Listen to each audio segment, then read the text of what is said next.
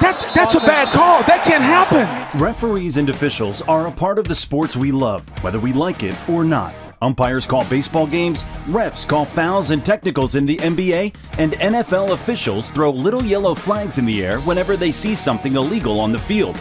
Realistically, we couldn't live without the zebras, but oh man, there are times we wish that we could.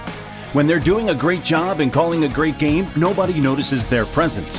Things go smoothly and there's no trouble. But sometimes an official's call can completely change the outcome of a game. And if it's the wrong call, the ref's name will go down in the history books for an all-time blunder. These are some of the worst calls in NFL history that have altered playoff games, Super Bowls, and the entire season of the franchise on the wrong end of the mistake. Let's start with one of the biggest blunders in recent memory. Labeled the worst no call ever, the refs missed a whopper in the NFC Championship game of the 2018-2019 season. Tied at 2020, the Saints and the Rams were vying for a spot in the Super Bowl, and the Saints were looking to convert a 3rd and 10 in Rams territory with less than 2 minutes on the clock. Breeze had Tommy Lee Lewis going out on a wheel route down the sideline, and as he threw the ball his way, Rams cornerback Nickel Roby-Coleman blew him up well in advance of the ball reaching the receiver. It was a clear-as-day pass interference call, as well as a helmet-to-helmet contact, which sent Saints coach Sean Payton and the entire Mercedes-Benz Superdome into a frenzy of rage at the missed call. It cost the Saints the game, and the Rams headed to the Super Bowl. After the game, Roby-Coleman himself admitted that he was expecting a flag, and Payton was told by officials that they messed up the call. That ended Drew Brees and the Saints' season from a promising Super Bowl run. What type of reform would you like to see from the NFL? What should be enforced upon the poor calls from the refs? Let us know in the comments. When it comes to messing up a call, you'd think at least the coin toss was straightforward enough to get right. You'd be wrong. The Detroit Lions and Pittsburgh Steelers had been grinding out a tough football match on Thanksgiving 1998, which was tied at 16 apiece when the Steelers converted a late field goal attempt. The result was overtime, and that's when the game became famous. Jerome Bettis marched out to greet referee Phil Luckett at the 50-yard line. The Steelers had the right to call the coin toss that decides the possession of the football, and it was Bettis who called heads, or did he call tails? Phil Luckett heard heads, and the coin landed on tails so that the Lions would receive possession. Bettis immediately looked stunned, as if he'd been cheated. He spun around with his arms in the air, claiming he called tails, and arguing with Luckett, who was adamant he heard heads.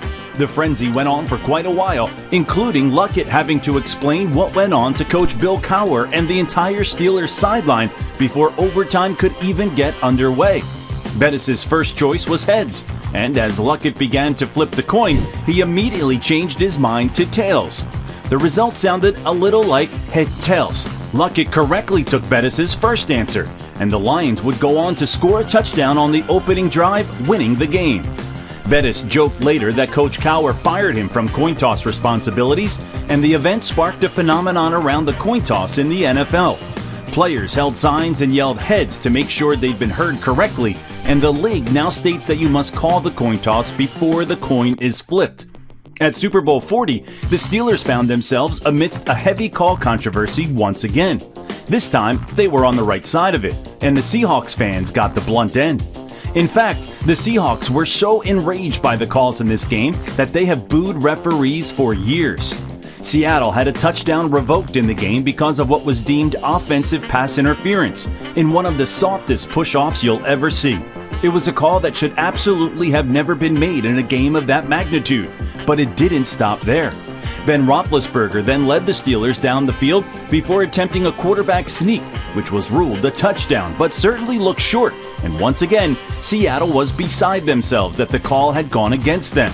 The Steelers now led the game 7-3, and the Seahawks felt that they were playing against both Pittsburgh and the officials. Then there was a missed offsides call on the Steelers' defense that was instead called holding on the offense, negating a completed pass that took Seattle to the 2-yard line in the fourth quarter. Seattle lost the game and still feels robbed to this day, while Steeler fans maintain the penalties in the game had nothing to do with the outcome. According to reports, official Bill Levy admitted a few years later that his crew had hosed the Seahawks and that he felt bad about it, which is pretty significant, and there's still bitterness between Seahawks and Steelers fans over the outcome today. A few years later, in 2012, the Seahawks got a little luck of their own against the Green Bay Packers on Monday Night Football. The NFL had employed replacement refs due to striking by the officials, and this game was one of the key reasons for bringing the strike to an end. Losing the game, Russell Wilson launched a Hail Mary into a sea of Packers defenders in the end zone, which was clearly picked off by a defender. As they came down, Golden Tate put his hands on the ball and ripped it away from the Packers DB, causing pandemonium in the end zone. One ref signaling touchdown and the other signaled incomplete, standing right next to one another over the players in question lying in the end zone. Seattle was awarded the touchdown and with it the win, and the game is now labeled the Fail Mary game. The proper officials were back in action shortly after that. Seattle's misfortune in the Super Bowl is not the only example either. In fact, a controversial call at Super Bowl 57, Philly versus Kansas City, left fans bemused in the dying moments. There had already been some questionable calls in the game, but a holding call at a crucial moment decided the outcome of that game. Now, was it holding? Arguably, yes, one of the lightest holding calls you'll ever see.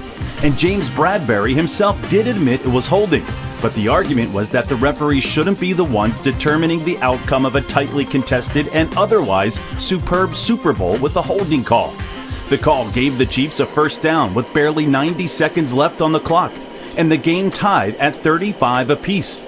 The throw from Mahomes was way out of reach of Juju Smith-Schuster anyway, and could and should have been deemed an uncatchable ball anyway.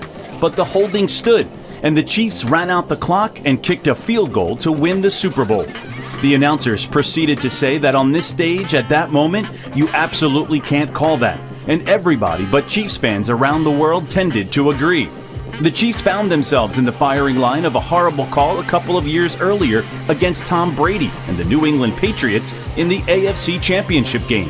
New England was trailing by 4 in the fourth quarter, and Brady threw an incompletion on second down. When the official called roughing the passer on number 95, people were stunned. And when they showed the replay, that emotion went from stunned to filled with never-ending rage. Chris Jones slapped the shoulder of Tom Brady, which was more like a friendly pat as he reached over his blocker to try and effect the throw. It's one of the most pathetic roughing the passer calls we've ever seen, and it led to the Patriots winning the game and the Super Bowl, leaving a sour taste in the mouths of those who remember that call that night. Of course, Brady is not a stranger to a dubious foul call, which is one of the things that gave fans a reason to actively root against him so often. That and the fact that he just kept winning Super Bowls, of course. But the tuck rule was one of the most controversial and now famous calls in NFL history. With less than 2 minutes to play and trailing in the game in the snow, Brady was hit on a cornerback blitz by legendary corner Charles Woodson, which knocked the ball loose. Rather than it being deemed a fumble, the tuck rule was brought into play, citing that Brady's arm was going forward, but he began to tuck the ball before it was knocked loose. The Patriots went on to win the divisional round game in overtime, and the commentators at the time of the call stated that the call might be talked about for a long time to come. They'd be right. That game was in 2001, and we still talk about it today as one of the most intriguing calls of all time. Brady has joked multiple times that it might have indeed been a fumble. Too late now. Staying on topic with Brady being on the right side of a questionable call, let's fast forward to the 2017-2018 season and, again, the AFC Championship game. The Patriots were trailing 20-10, and a trick play had resulted in a positive gain down the sideline that might have resulted in some points on the drive. That was until Jaguars linebacker Myles Jack ripped the ball away from Dion Lewis and sealed the win for Jacksonville. He had a clean run to the end zone, but referees blew up and called the play dead, sparking outrage from Myles Jack on the field. It was ruled a first down for Jacksonville, but they had a touchdown stolen from them by calling the play dead. The Jags would more than likely have headed to the Super Bowl with Blake Bortles. Imagine that, Jags fans. No more Trevor Lawrence. There are so many more we could talk about. Trey Flowers and the Detroit Lions getting hosed against the Green Bay Packers, or in the 2014 wildcard game where Matt Stafford congratulated the referee for the first ever overturned pass interference call, a flag which you are not typically allowed to pick up. That, and it was an obvious pass interference. But let's finish with the Dez Bryant catch, another of the most famous calls in NFL history, and one that Dez still likes to bring up every now and then today. This play happened in the 2014 NFC divisional round between the Dallas Cowboys and the Green Bay Packers, and fans still argue over the call as if it was yesterday, almost a decade later. Dallas was trailing by 5 in the game, which meant going for it on 4th and 2 with around 4 minutes to go in the game. They opted to target Dez Bryant down the far sideline and got a good look with the throw too, which was then caught, or not caught, by Dez, putting the Cowboys on the 1-yard line. Upon review, it was deemed incomplete as Dez bobbled it, and there was some movement with the ball as he hit the ground. There's about 12 different angles of the play, and you could argue it both ways from every angle.